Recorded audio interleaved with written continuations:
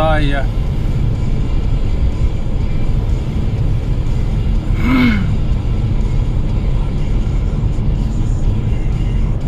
aletaan valmistautua seuraavaan viikkoon, työviikkoon ja tällä viikolla ei oikein ollut mitään aiheita muuta kuin reenistä noissa videoissa ja ajattelin tehdä tämmösen pienen muotoisen koosteen vaan, että mitä sitä tällä viikolla on tullut reenattua. Tää ensimmäinen taitaa olla tuolta, olikohan se oli jo viime viikolla. Siitä taitaa olla ensimmäinen reeni, Nikon kanssa tehtiin. Vähän penkkiä ja siihen vähän oheisliikkeitä. Ja sitten taitaa olla Mave-reeni. Olikohan siinä 6x2. Saalla 70 kilolla. En oo pitkään aikaan tehnyt Mavea taas. No reenit painottuu aika lailla tuonne iltaan yleensä. Niin sitten, tai päiväunien aikaan. Niin sitten ei kehtaa oikein ruveta rymyämään siellä.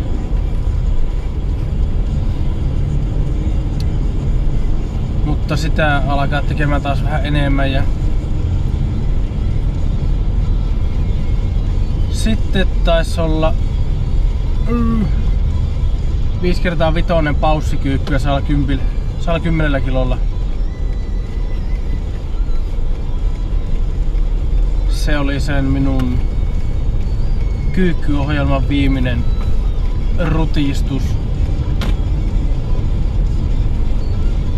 Sitten keksitään taas jotakin muuta mukavaa. Asenivel olkapäästä kipeytyi pikkusen enemmän taas siinä meidän penkkireenissä. Mutta koittaa ottaa suht rennosti ja yrittää olla rasittamatta sitä liikaa. Tietenkin työn puolesta se on kans vähän vaikeaa.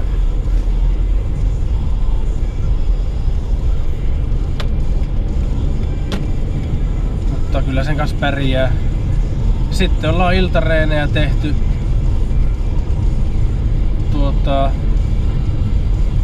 5 kertaa viikossa. Tällä viikolla taisi tulla 4 kertaa, kun aivan järjetön yskä. Eikä se tunnu hellittävää oikein millään.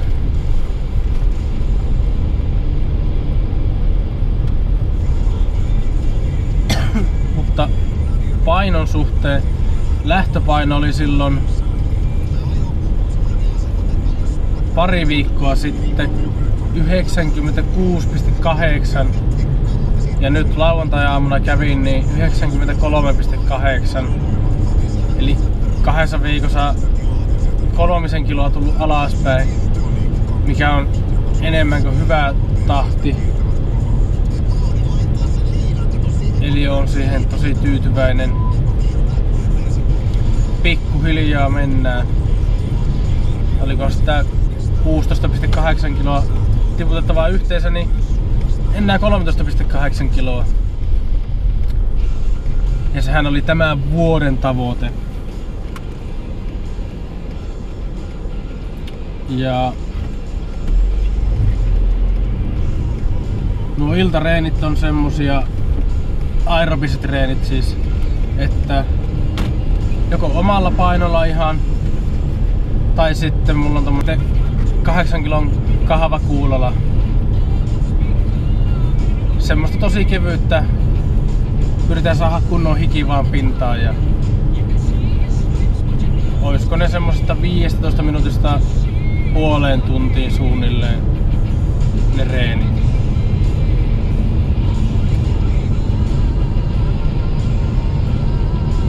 Niitä tehdään sitten.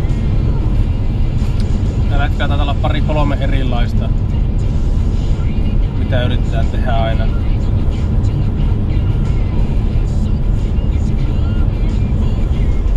Ja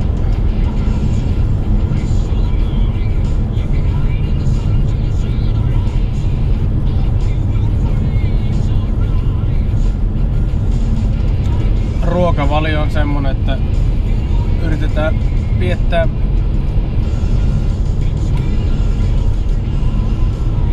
siinä on, taitaa olla 150 grammaa lihaa, 200 kasviksia, 200 pastaa, riisiä tai pottua. Ja yleensä iltapäivän ruoalla, yleensä iltaruoalla on sitten vasta ne hiilarit, että lounaalla on liha, salaatti tai kasvikset ja sitten siihen jotakin roheinia, kananmunaa, raajuustoa.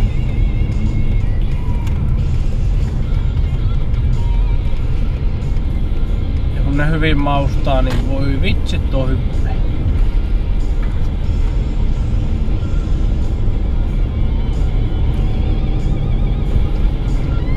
Ja sitten ensi viikolla sen hengityshommelin suhteen olisi torstaina kurkkutähystys.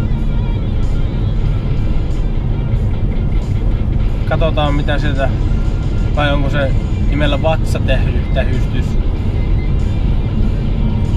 Joku semmonen. Ja taitaa olla seuraavalla viikolla on sitten kurkun ultraus. Olivat pistäneet onneksi sen tähystyksen pikana, että ei joudu siihen pari kuukauden odotukseen.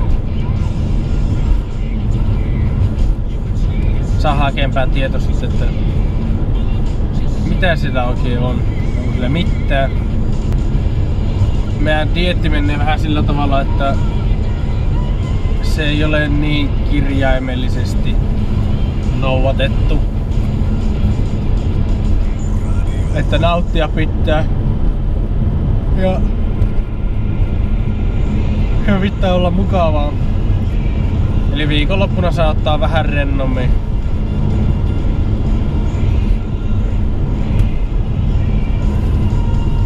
Ja nyt oli viikonloppuna sitten kummitytön 1-vuotissynttärit Keminmaassa ja siellä sai kakkua ja vähän suolasta piirakkaa ottaa.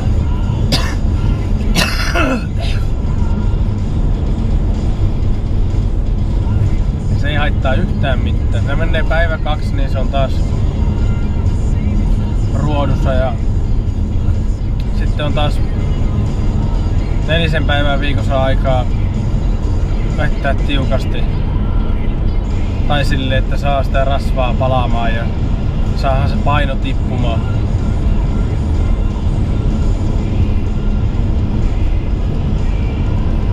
Kuitenkin henkilökohtaisesti kun vuoden-ajalle kun katsoo tuon vuoden-ajalle kun ajattelee tuon tiputtamismäärän, niin se on hirveä kiirettä. Tietenkin mitä nopeampaa, niin sen parempi. Kesäkuntoon.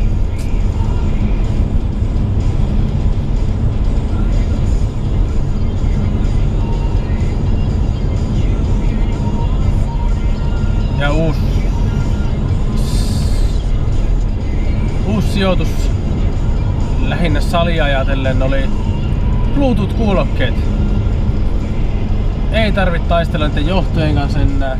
Se ne kuulokkeet roikkuu aina jossakin. Ne tarttuu hyvää johonkin kiinni se helekatin johon kanssa. Ja ne on töissäkin erittäin kätevät.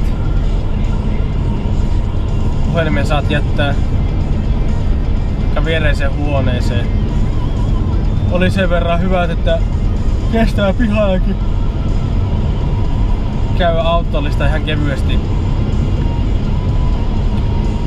Ja yhteys ei katkea.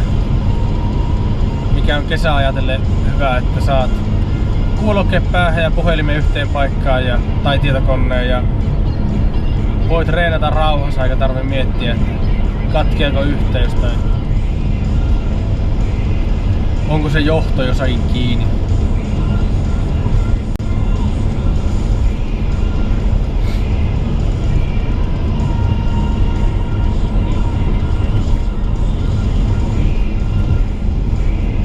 se tästä jaarittelusta. Lähdetään kotiin ja mennään kotiin ja otetaan vähän droppia yskää varten. Toivotaan, että sais nukuttua koko yön. Viime yönä meni about 2:30 aikaa lopetin yskimisen. 3:30 aikaa aloitin uudestaan, pari tuntia sitä eteenpäin taukoamatta. Alkoi tuntua jo toivottomalta, että tämä lopu ikinä, koska ei muista, että koskaan viimeksi ollut yskä. Mietin eri sairauksia, mitä kaikkia voisin vaihtaa siihen, että vaikka olisi mikä vaikka kipienä, niin kunhan pystyisi nukkumaan.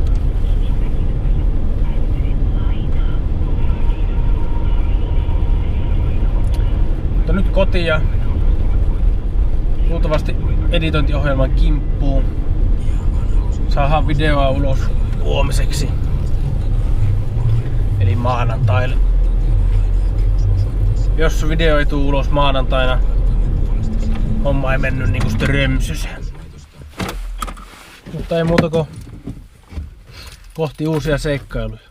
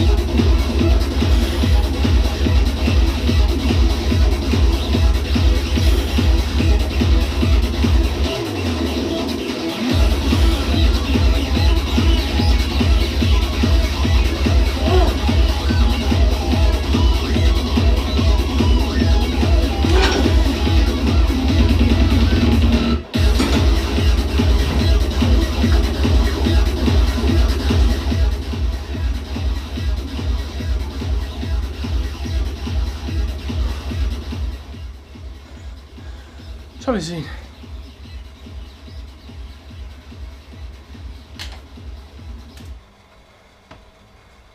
Hyvä reeni.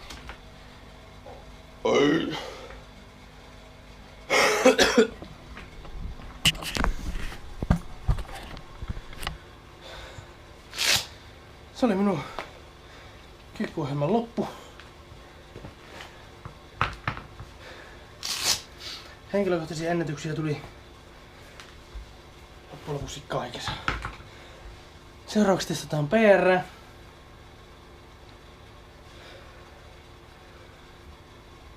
Se kun vaan, että tietää, että missä mennään. Mikä on se maksimipaino, minkä jaksaa kyykätä.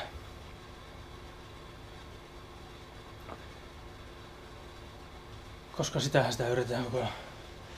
Sitähän tässä yritetään koko ajan suurentaa.